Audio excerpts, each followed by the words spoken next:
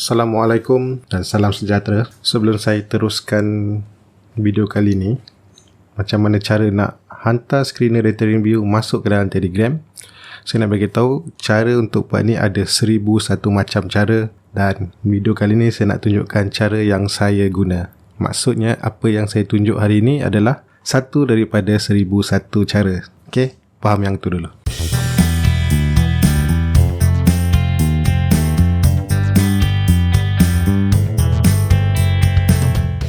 Okay, untuk hantar apa-apa saja mesej kepada Telegram, ada normal lah, kita akan guna another user Telegram, hantar kepada another user Telegram. Nak hantar ke channel ke group ke whatever lah. Kalau ada orang tu ada account Telegram ke dengan Telegram, dia tak mungkin tanpa menggunakan orang tengah kita boleh hantar SMS pergi Telegram ke, tak boleh. Ini konsep asal dia lah. Katalah kita ada satu apps kita, ataupun dalam kes ni selalu orang panggil bot, dan kita nak bot kita ni hantar ke Telegram. Boleh, tapi dia bukan terus-terus hantar macam tu. Telegram dah bagi satu API untuk mana-mana third party ataupun selain daripada Telegram, kalau nak berkomunikasi dengan Telegram user ke, group ke ataupun channel, dia dah bagi satu API. Di mana dalam API ni nanti akan ada dua benda yang dua benda penting, dan satu lagi content lah yang kita hantar, biasanya teks lah. Pertama, dia akan bagi API key. Semua orang akan dapat API key yang unik. Yang kedua, dia akan bagi, kita perlukan channel ID, bukan channel, dia panggil chat ID. Okay, chat ID ni sama ada user punya chat ID ataupun channel ID ataupun group ID. So dua ni dikombinekan, kemudian kita boleh gabungkan dengan teks lah, ataupun apa saja data yang kita nak hantar kepada Telegram lah. Jadi secara kesimpulan dia, untuk hantar ke Telegram, kita akan ada orang tengah, kita boleh panggil sendiri. Saya panggil sendiri terus lah, cerita bot lah. Dan dalam bot ni lah yang kita akan buat apa-apa benda yang kita nak. Kemudian mungkin kalau kita ada third party, kalau macam kes ni saya kata TV lah. So TV kena hantar ke sini, sini baru kita extract masukkan ke sini. Bot ni tak boleh hidup begitu saja. Dia mesti ada satu tempat khas untuk dia hidup. Dan bot ni kita boleh guna macam-macam bahasa language lah yang kita nak buat. Nak buat guna PHP pun boleh, nak guna Python pun boleh, ataupun nak guna macam-macam lah. Untuk kes saya ni, saya fokus pada Python dulu. Cuma bot ni, kat mana kita nak hosting dia? Sebab of course pengguna Telegram ni akan sentiasa berhubung dengan bot ni 24 hours.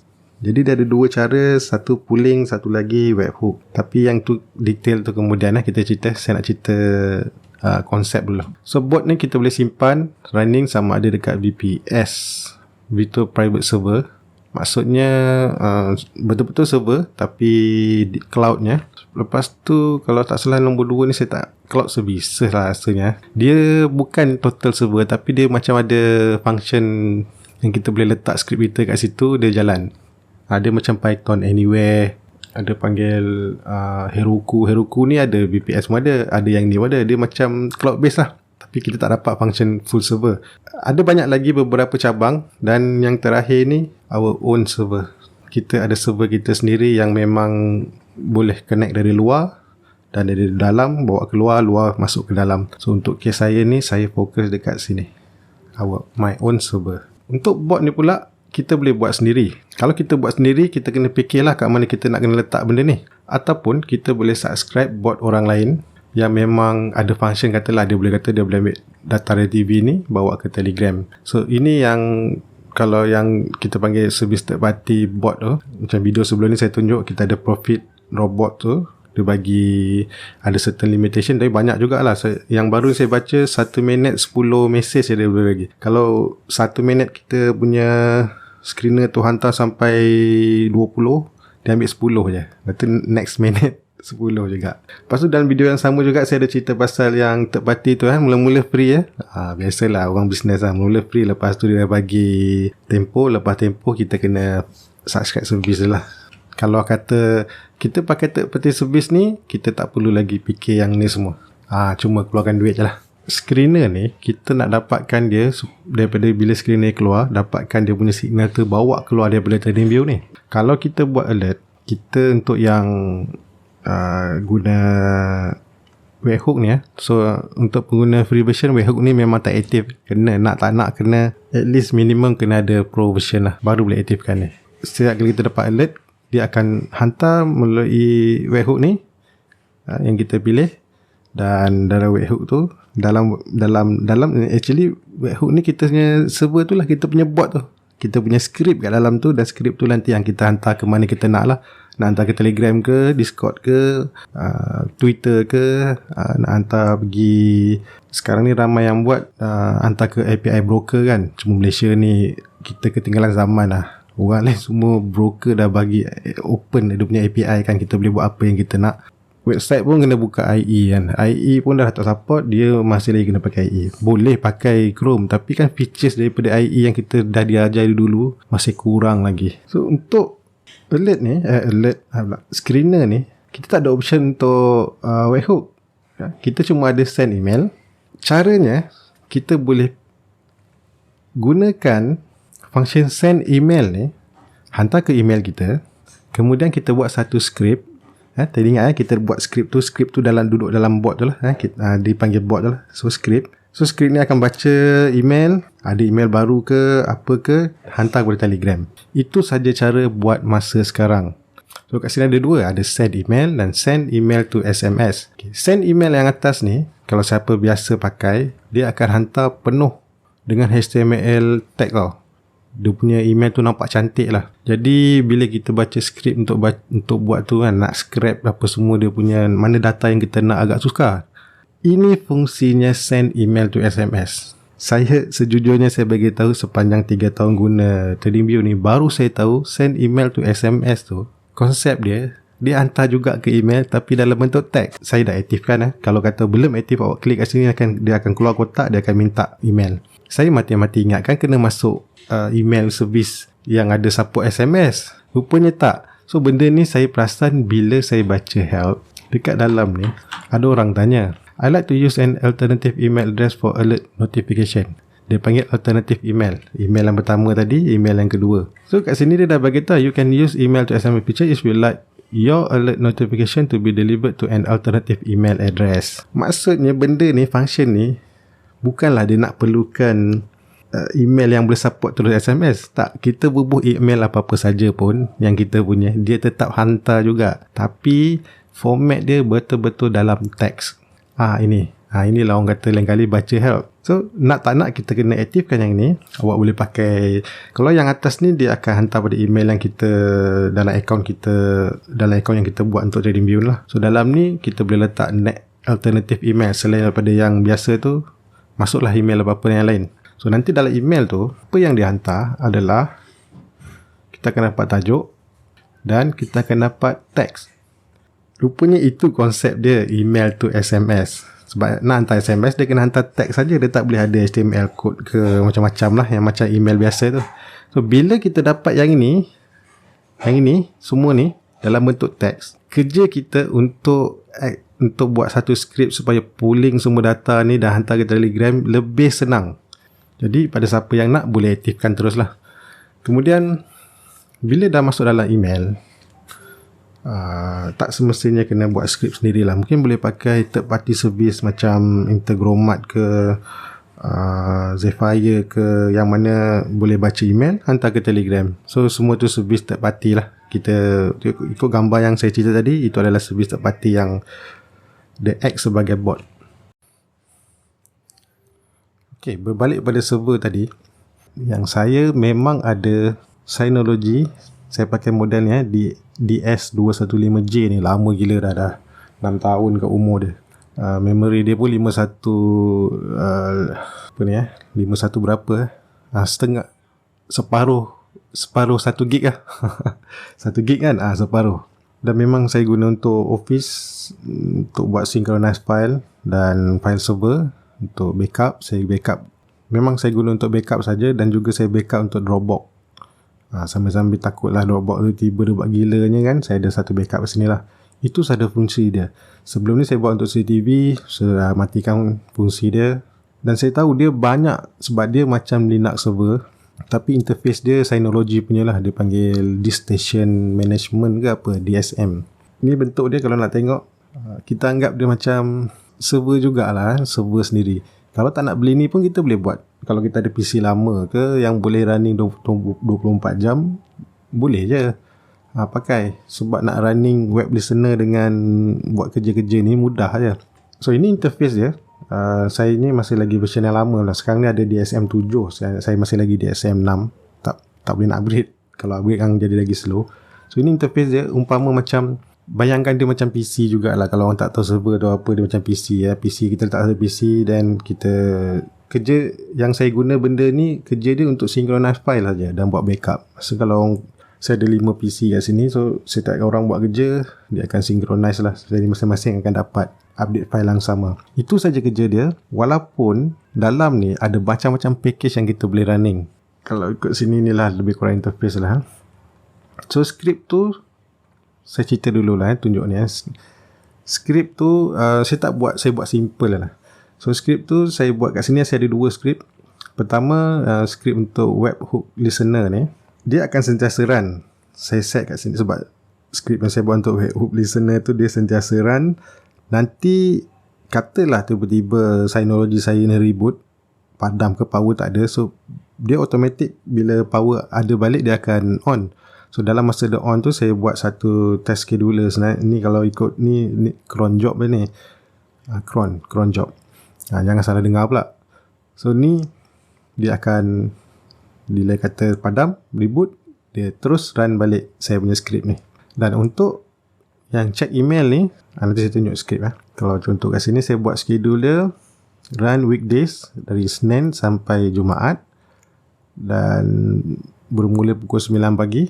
Dia punya frekuensi every minute. Kalau nak lambat lagi boleh lambat lah. Sampailah 4.59 dia stop. So apa benda yang dia buat cron job ni akan run. Script saya tu every minute. 1 minit dia run. 1 minit dia run. Run tu maksudnya script tu pergi check email lah, ada email ke tak. Okay, sekarang kita masuk pada bahagian script. Macam mana saya buat. Okay, untuk script saya pilih menggunakan Python. Kenapa Python? Pertama, reference dia banyak. Kalau type Python saja kan, even dalam YouTube ataupun Google berlambak. Jadi saya takkan lost lah. Kalau ada benda-benda yang saya kena cari, saya boleh Google sajalah, orang kata Google saja. Dan yang kedua, library dia banyak. Kebanyakan benda yang kita nak, sekarang ni 2021 ya, dia orang dah buat lama dulu dah. Jadi kita ni untungnya datang pakai saja. Untuk script pula, setakat nak pull data daripada message daripada email pun dah banyak macam-macam orang buat. Jadi dia orang bagi untuk pakai terus pun boleh, apa semua. Macam biasalah, saya kalau nak buat, saya akan test sampai jadi. Contoh macam ni Kalau ikutkan skrip kat sini nampak messy lah. Sebab saya masih mencuba, dah lah tegak-gagap dengan Python ni, dengan ni lagi. Jadi saya ambil contoh orang sana, contoh orang sini. Saya nak sampai benda tu jalan. So lepas jalan, maknanya setiap kali buat program tu, skrip ni, bila kita run jalan, dah dapat keseronokan dia, baru kita fikir macam mana nak pendekkan dia ke, ataupun macam mana kita nak jadikan dia more secure ke. Buat masa sekarang, saya macam dalam PyScript juga, permulaan saya nak benda tu jalan dulu. Tak guna kita fikir nak bagi cantik, nak bagi pendek. Oh ni boleh pendekkan lagi ni tak perlu buat macam ni tak. Kalau kita fikir yang tu atas ni, tapi result tak ada, tak guna juga. Kita nak dapat seronok dia dulu. So kat sini, inilah skrip yang saya buat. So ni skrip ni tak angkap ni cuma part yang kita nak baca email je lah. So dari skrip yang saya dapat, dan daripada email punya format yang kita dah tengok tadi, saya ambil, saya gunakan email ni, saya guna iMaps tool. Takat ni saya guna yang ni, dia jalan. Sebab kalau siapa yang pandai mungkin akan tanya, kenapa pakai ni, kenapa tak pakai yang lain. Saya kata tadi, saya nak benda ni jalan dulu. Bila dah jalan, barulah kita tahu macam mana fungsi ni jalan, dan kita boleh tukar. Mungkin kita pakai, tak nak pakai ni ke, mungkin yang ni ada limitation ke, ada yang lain lebih canggih kan, library yang lebih canggih, lebih best. Tapi inilah yang saya pakai. So bila kita run, contoh saya run, daripada format yang email tadi yang saya dapat, saya goyang-goyangkan dia, pecah-pecah, saya jadikan seperti format yang ini. Saya cuma ambil title ni subjek dia, lepas tu dekat yang cantik ni dia punya company name tu. Kenapa dia link ni? Supaya bila keluar nanti, contoh macam ni dekat bahagian MYX cuan ni, katanya cuan, ada link. Jadi so kalau klik tu dia akan pergi ke link sini lah. So ini kerja-kerja yang saya nampak. Yelah, nanti orang kata lah, ni apa pasal kau buat ni 2-3 kali apa semua. Saya kata saya nak benda ni jalan dulu. Cerita nak pendekkan dia, nak cantikkan dia, nak bagi dia nampak apa ke semua nak jadikan function ke apa ke. Kemudian jadilah macam ni, jadilah apa yang saya nak. So skrip ni saya letak kat dalam saya punya Synology. So Synology tu macam saya tunjuk tadi, task scheduler dia ataupun cron job dia tu akan run skrip ni every minute. Isnin sampai Jumaat, every minute. Jadi akan run. So dari skrip ni tak habis sebab kita masih ada lagi satu function ni, Telegram bot send ni. Ini saya tak cerita lagi lah. Mungkin saya akan cerita kalau tengok video ni kalau orang minat, tengok, saya sambung lagi. Kalau tak minat, dapat tengok 200-300 view saja. Ataupun yang berkongsi, share. Saya tahu ramai tengok, ada yang tengok tapi share tu kurang. Dia tak tahulah, berat tangan nak tekan share tu kan. Dan mati sini je lah. Saya dah tunaikan janji, saya tunjuk macam mana saya buat. Dan benda ni jalan. Ini hasil dia. Kalau kita tengok, semalam saya try Forex punya. Ambil kau. Ni kalau kita klik ni memang pergi ke link dia tu. So next, bergantung pada sambutan yang video ni lah kan. Kalau sengal lah, tak payah buat lah, kita fokus pada chat je lah. Okay, itu saja. Assalamualaikum, bye bye.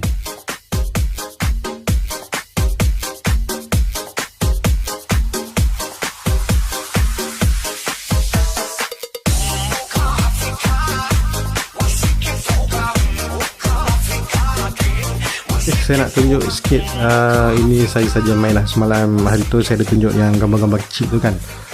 Jadi apa yang saya cuba buat kat sini, saya gunakan Selenium.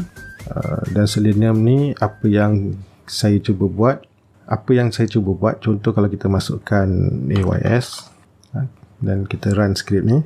Apa skrip ni buat? Selenium ni dia akan buka Chrome. Kat sini saya pakai Chrome River. Dia akan buka Chrome dan dia akan buat ikut arahan apa yang kita suruh kat bawah ni. Saya bagi tahu dia, buka Google Chrome, pergi ke link yang ini, kemudian tunggu 5 saat. Ni buka frame tu jadi kecil lah. Tunggu 5 saat dan masukkan keyboard key yang ini, Alternate S. Alternate S ni kalau ikut TradingView, Alternate S tu ni fungsi ni, copy link to the chat image. Nampak ni, Alternate S. Dan dah siap bagi saya link. So bila saya tekan link ni, inilah yang keluar. Itu yang saya tunjuk gambar-gambar tu lah. Okay, satu lagi contoh. Ini biasa-biasa je lah. Ini daily close, saya pergi kat bursamalaysia.com punya website. Ini saya pernah buat dulu cara. Saya ingat nanti mungkin saya buat satu video kot yang gunakan Google Sheet, dapatkan maklumat ni pun. Daripada itu direct lah, kita baca table. Macam ni pun kita boleh buat dengan Python ni. Saya dapat ni.